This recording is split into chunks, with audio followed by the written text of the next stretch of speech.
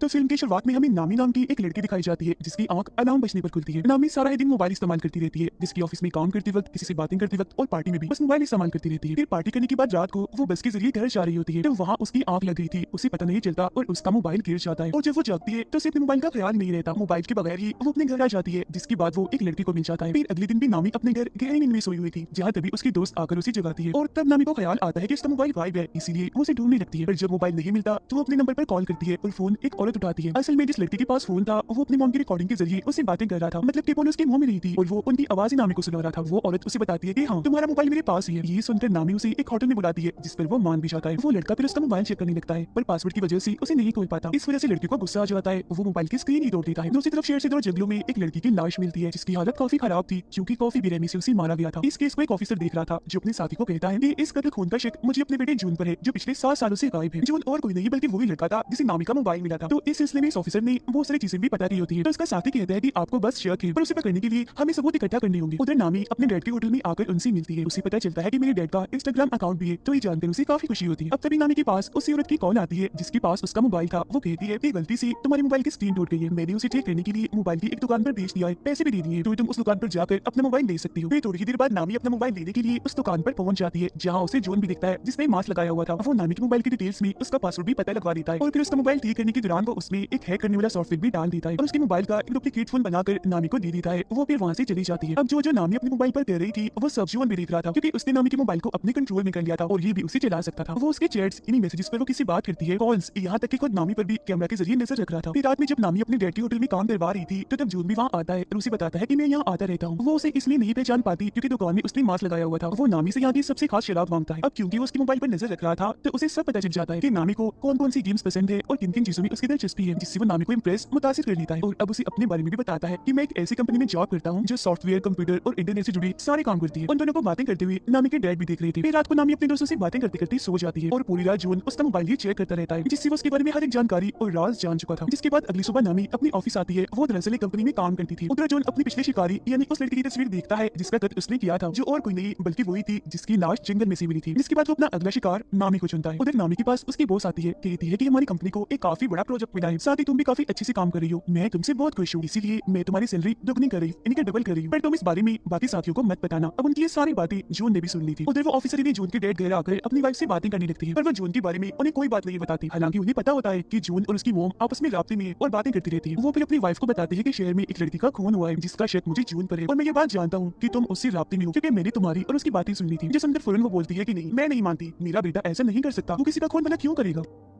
ठीक इसी वक्त ऑफिसर के पास उनके दोस्त का मैसेज आता है जो कहते हैं कि मुझे जून की लोकेशन का पता चल गया है, यानी वो जहाँ रहता है उस जगह का पता। उधर नामी अपने प्रोजेक्ट पर काम कर रही थी, काफी खुश थी वो, जबकि जून उसके घर जाता है और उसकी सारी चीजों को चेक करने लगता है, जिनमें उसे नामी का दूसरा मोबाइल भी मिल जाता है, यानी वो एक नहीं 2 मोबाइल इस्तेमाल करती है। उधर ऑफिसर की साथियों ने बताती है कि जिस जगह के बारे में मैंने आपको बताया है, इन्हें जून की लोकेशन पता चला है कि वो वहाँ सबसे चोरी रह रहा है। तो वो ऑफिसर इन्हें जून की डेट उस जगह पर जाने के लिए अकेले ही निकल पड़ते हैं। वो जब वहाँ पहुंचते हैं तो घर के अंदर भी चली जाती है और हर जगह की तलाशी लेने लगती है। साथ ही उन्होंने यहाँ की तस्वीरें भी बना ली थी। मरने वाली लड़की की मोम के बारे में भी इन्हें पता चल जाता है। इतनी देर में जून भी बाहर आ गया था। वो ये बात जान चुका था कि घर के अंदर कोई घुस आया है, इसीलिए चुप्पी सी जब वो अंदर झांकता है तो अपने डैड को वहाँ देख लेता है। अंदर उसके डैड को लाश के नाखूनों पर लगी नेल पॉलिश भी मिल जाती है, जिससे उन्हें पता चल चुका था कि ये खून मेरे बेटे जून ने ही किया है। अब चिल्लाते से जून अपने डैड को उस कमरे से बाहर बुलाता है और जब वो वापस दोबारा अंदर जाती है तो जून वहाँ की हर एक चीज, सबूत, सारे कागजात को बर्बाद कर चुका था। जून अब दोबारा से नामी के होटल में जाता है और उसके डैड से मिलकर उन्हें भी यही बात कहता है कि मैं यहाँ आता रहता हूँ और यहाँ की सबसे खास शराब मांगता है। उसे देखकर नामी की डैड समझ जाती है कि ये झूठ बोल रहा है, ये हमारा रेगुलर कस्टमर नहीं है, मतलब ये यहाँ रोज रोज नहीं आता। फिर वो नामी से बातें करने लगता है और रात को जब वो बाप बेटी घर जा रही थी तो उसकी डैड नामी को कहती है कि जून एक नंबर का झूठा इंसान है, वो हमसे कुछ छुपा रहा है क्योंकि वो दूसरी बार आया होटल में, उससे पहले कभी भी नहीं आया, मुझे वो ठीक नहीं लग रहा, तो तुम उससे दूर रहो। जिस पर वो कहती है डैड मुझे तो ऐसा कुछ नहीं लगता, मैं ठीक है मैं इससे दूर रहूंगी। अब उनके बीच की सारी बातें जून ने भी सुन ली थी। रात को नामी अपने दोस्त के साथ ही वो उसे भी जून के बारे में बताती है कि अगर वो थोड़ा सा हुलिया बदले यानी बाल छोटे करवा ले और चश्मा उतार दी तो वो बहुत ही प्यारा लगेगा। उसकी दोस्त कहती है कि मैं भी उसे देखना चाहती हूँ। तब नामी उससे वादा करती है कि ठीक है मैं तुम्हें उससे मिलवा दूंगी। ऑफिसर मरने वाली लड़की की मोम से आकर मिलती है, जहाँ वो इन्हें बताती है कि मेरी बेटी का मोबाइल कहीं गिर गया था, फिर उसकी स्क्रीन टूट गई और मेरी बेटी को मोबाइल पर एक मोबाइल की दुकान से मिला था, जिसकी बात से उसके साथ अजीबोगरीब चीजें होना शुरू हो गई थी और उसके बाद फिर किसी ने उसे मार दिया। तब वो लड़की की मोम से वादा करती है कि आप परेशान ना हो, उसके खूनी को हम ढूंढ कर ही रहेंगे। नामी की डैड पर जब किसी काम से बाहर आती है तो जून उन पर हमला करके उन्हें पकड़ लेता है। इसी रात पुलिस को जंगल में से एक साथ 8 लाशें मिलती है, जिस वजह से ऑफिसर को काफी दुख होता है। फिर सुबह जब नामी की आंख खुलती है तो वो देखती है कि उसकी बॉस की तकरीबन 8 कॉल्स आई हुई है। साथ ही उसे अपने मोबाइल पर बहुत सारे मैसेजेस भी मिलते हैं जिनमें उसने अपने दोस्तों को काफी बुरा भला कहा होता है। इसके अलावा अपनी बॉस के बारे में भी काफी उल्टी सीधी बातें की हुई थी। एक पोस्ट भी डाली थी जिसमें उसने बता दिया था कि बॉस ने मेरी सैलरी दुगनी कर दी है। फिर वो अपने ऑफिस जाती है जहाँ उसकी टीम उसे काफी नाराज थी। वो सबको बताती है कि मैं नहीं जानती वो सब किसने किया, क्योंकि मैंने तो एक भी मैसेज एक भी पोस्ट नहीं की, पर कोई भी उसकी बात पर यकीन नहीं करता और उसी वहां से निकलने का कहती है। वो अपनी बॉस से भी बात करती है, पर उसकी बॉस ने भी जॉब से उसे निकाल दिया होता है। वो उन्हें भी काफी समझाने की कोशिश करती है कि देखिए मेरी बात का यकीन करिए, कोई भी पोस्ट कोई भी मैसेज मैंने खुद से नहीं किया, मुझे लगता है किसी ने मेरा मोबाइल हैक कर लिया है, कोई मुझे फंसा रहा है, मतलब मेरे मोबाइल को कोई अपने कंट्रोल में लेकर चला रहा है, तो जरूर उसे नहीं किया होगा। जिस पर उसकी बॉस उसे ये साबित करने का कहती है और धक्के मारकर उसे वहां से निकाल देती है। इस चीज से उसे काफी दुख होता है। वो सीधा अपने दोस्त के पास जाती है और उसे सबके बारे में बताकर काफी रोने लगती है।